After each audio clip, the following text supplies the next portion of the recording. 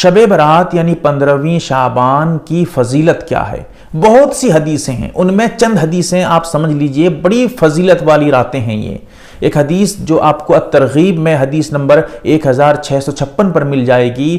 اس میں نبی کریم صلی اللہ علیہ وسلم ارشاد فرماتے ہیں 5 راتیں ایسی ہیں اگر کوئی ان کو بیدار کرتا ہے، ان راتوں میں جاگ کر عبادت کرتا ہے، وجبت لہ الجنہ، اس آدمی پر جنت واجب ہو جاتی ہے۔ ان 5 راتوں میں ایک رات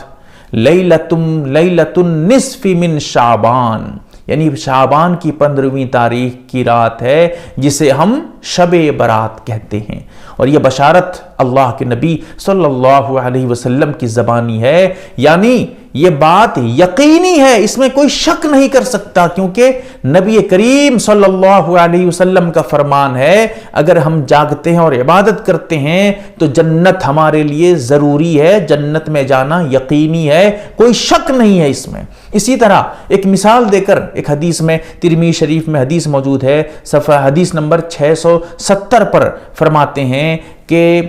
ایک قبیلہ ہے، عرب میں ایک قبیلہ ہے جس کو بنو کلب کہتے ہیں، اور وہ بہت زیادہ بکریاں رکھا کرتا تھا۔ اس کی مثال دے رہے ہیں، فرما رہے ہیں کہ اللہ تعالیٰ اس رات میں، شب برات میں، 15ویں شعبان کی رات میں اتنے لوگوں کی مغفرت فرماتا ہے کہ من عدد شعری غنمی کلب، فرماتے ہیں بنو کلب جو بکریاں چرایا کرتا تھا، بکریاں رکھنے میں بڑا مشہور تھا، ان کے بکریوں کے جسم میں جتنے بال ہیں ان بالوں کے برابر اللہ تعالیٰ مغفرت فرما دیتا ہے لوگوں کی۔ اور یہ تو مثال ہے سمجھانے کے لیے، یعنی جیسے تم بنو کلب جو بکری کا قبیلہ ہے، اس قبیلے کی بکریوں کے بال کو تم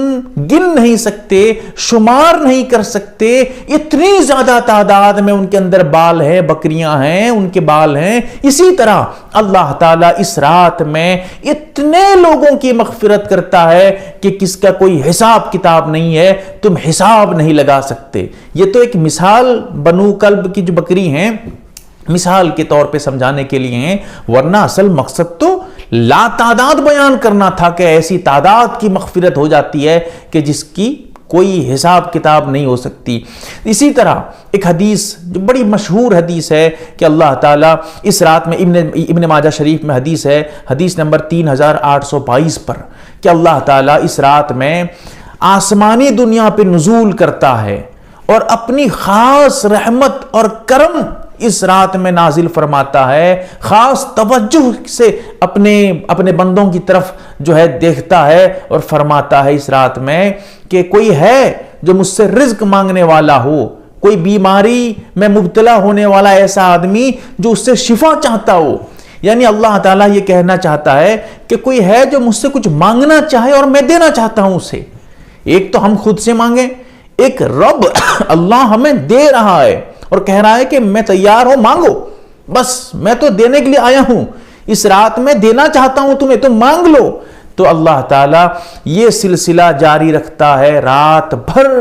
صبح تک یہ سلسلہ جاری رہتا ہے۔ 15 شعبان کی رات کی بات ہے یہ، کتنی بڑی بڑی فضیلتیں حدیث میں وارد ہیں۔ لہٰذا ان راتوں میں ہمیں شریعت کے مطابق، اسلام کے مطابق اعمال انجام دینے ہیں، عبادتیں کرنی ہیں، خرافات سے بچنے ہیں، ورنہ پھر ہمارے اعمال سب بیکار ہو جائیں گے، کیونکہ جب تک ہمارا طریقہ نبی کریم صلی اللہ علیہ وسلم کے طریقے کے مطابق نہ ہو جائے، ہمارے اعمال قابل قبول ہو ہی نہیں سکتے۔